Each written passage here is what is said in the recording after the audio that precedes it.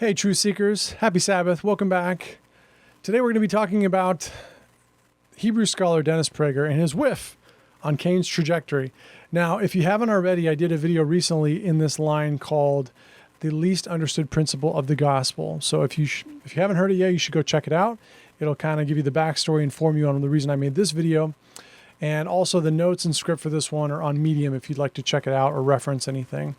Now, I just want to start off with a little bit of a disclaimer. I'm a fan of Dennis Prager. I've met him in person. I think he's a lovely guy. I've read several of his books, and I admire what he's done with PragerU. I really like that he uses his platform to teach people lessons from Scripture. In my opinion, there are too few willing to take the risks associated with doing that. Now, recently on what Dennis refers to as his Ultimate Issues Hour, he mentioned that he doesn't understand how someone can be against death penalty in every instance. He gave many examples of reasons why people can be opposed in principle, but also gave examples where the death penalty is the only acceptable outcome, period. He talked about the Ten Commandments, related stories from the Bible, made his point with them. And in one of these instances, it's where, for me, it got pretty interesting.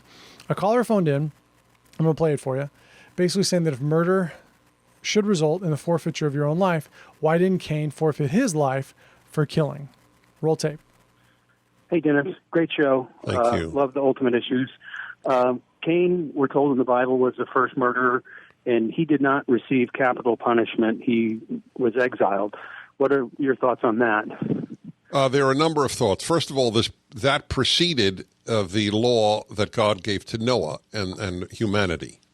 So there was no way, if God had executed him, he would have said, gee, I didn't know that I would be killed for killing Abel.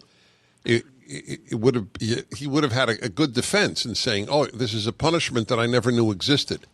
Number two, it wasn't premeditated murder, and this is the more important point even than the other. The capital punishment is clearly over and over repeated. It is only for premeditated murder. We have no basis to believe that Cain premeditated or B, even wanted to murder Abel. He hit him and Abel died. Okay? Yeah, great. I love the show. Great. I love you. I appreciate it. Wonderful. Nothing like answering a question. I'm just going to tell you, this answer baffled me. I wanted to be like there was a TV show called, oh man, I'm embarrassed. I can't remember what it was called. Blind Date, where they would do the bubbles while people are talking. I want to do the bubbles on radio and be like, not a good answer. Dennis is an expert in Old Testament Bible, Hebrew. He teaches it. He speaks it. He's taught it for a long time. He's written commentaries on it. Totally whiffed on this one. In my personal opinion, if you believe everything God has revealed or will reveal to man is already in the Bible, then you've set an artificial limit on what God can teach you. And this is a great example of what happens when you do that. My other issue is that Prager's explanation negates the principle and consequence of free agency, which is the least understood principle of the gospel of Jesus Christ. Check my other video out. Dennis proposed that the reason Cain was left alive was one of two possibilities. Number one, Cain's murder of Abel was not premeditated, arguing that it was an act of rage at the moment. Again, I'm paraphrasing his argument. So it would not qualify as premeditated murder, but more likely be categorized as manslaughter. And I've heard him say this before on another occasion. This is not true. We have evidence it was premeditated. Number two, Prager claimed that because there had been no law given before Noah's time regarding murder, Cain could have claimed he didn't know what he was doing. He says that he was hit over a rock, or he hit Abel over a rock, and that was it. This is not true. And it's a curious theory considering blood sacrifice was a practice at that time, and Noah was born 1,000 years after Adam. 1,000 years. So you're telling me that law, he made a point that the first law was be fruitful, multiply, replenish the earth. Celibacy, not a good thing.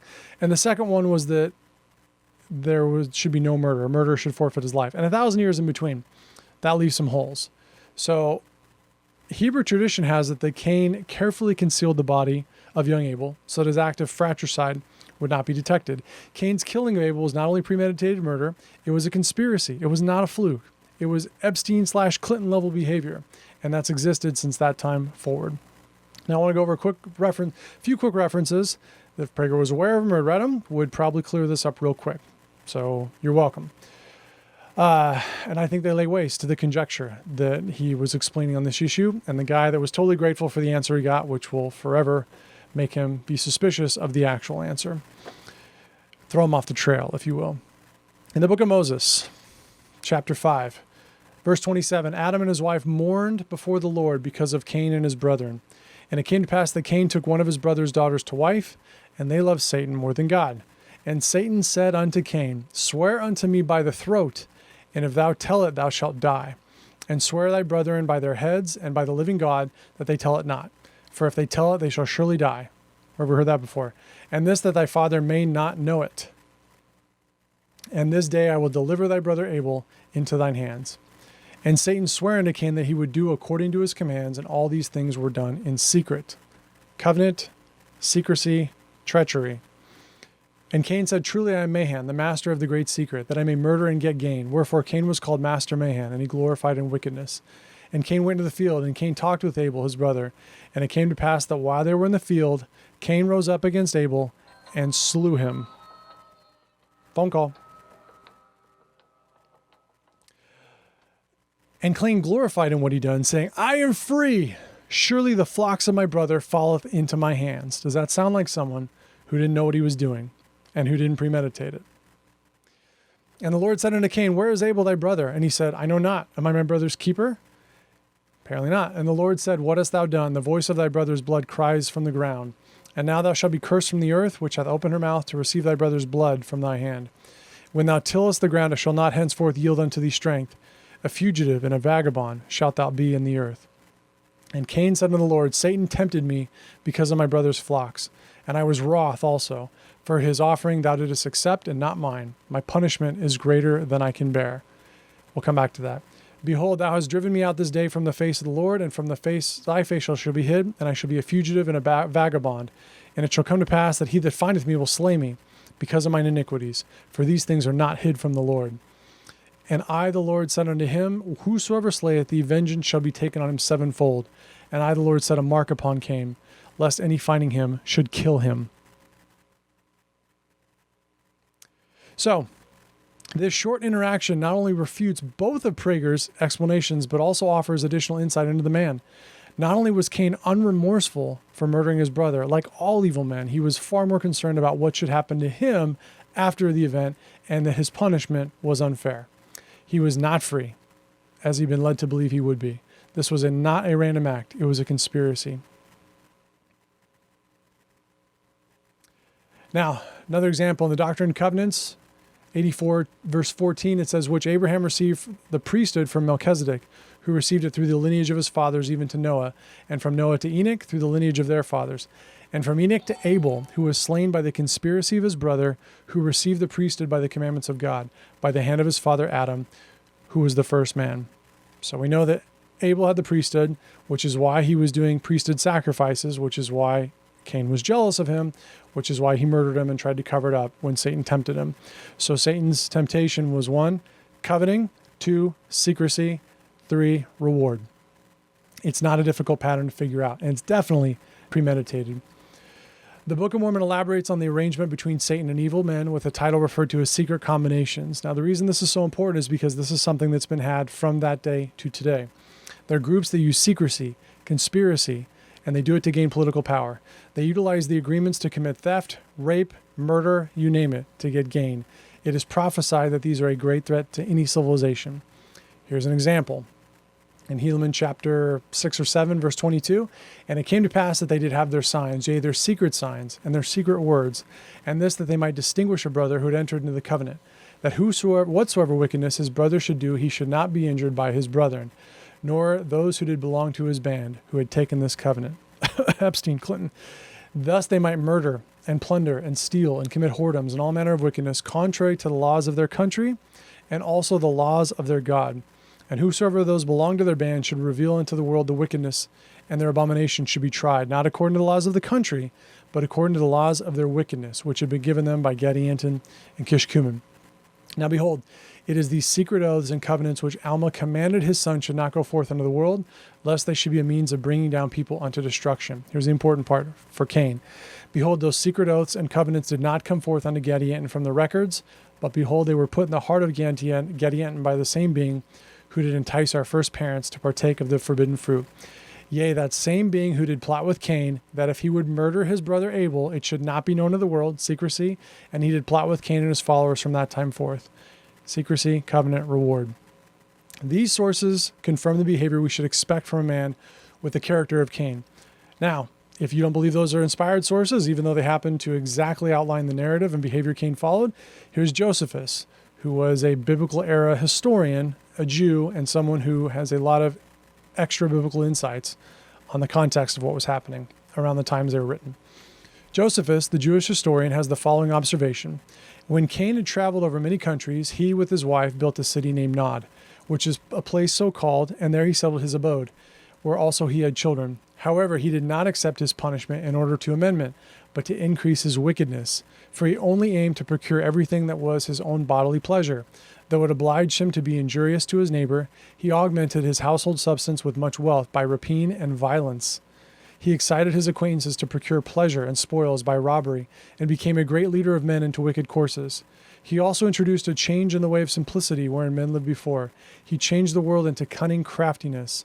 He first of all set boundaries about lands. He built a city and fortified it with walls, and he compelled his family to come together to it. In terms of political power struggles and the types of people drawn to these types of secret combinations, this is all pretty consistent. Consider the input of modern-day scholar and former FBI informant and anti-communist Cleon Skousen, who said, Lucifer's strategy involves a two-pronged thrust against humanity. First, to keep the population at a minimum by inspiring war, murder, and race suicide.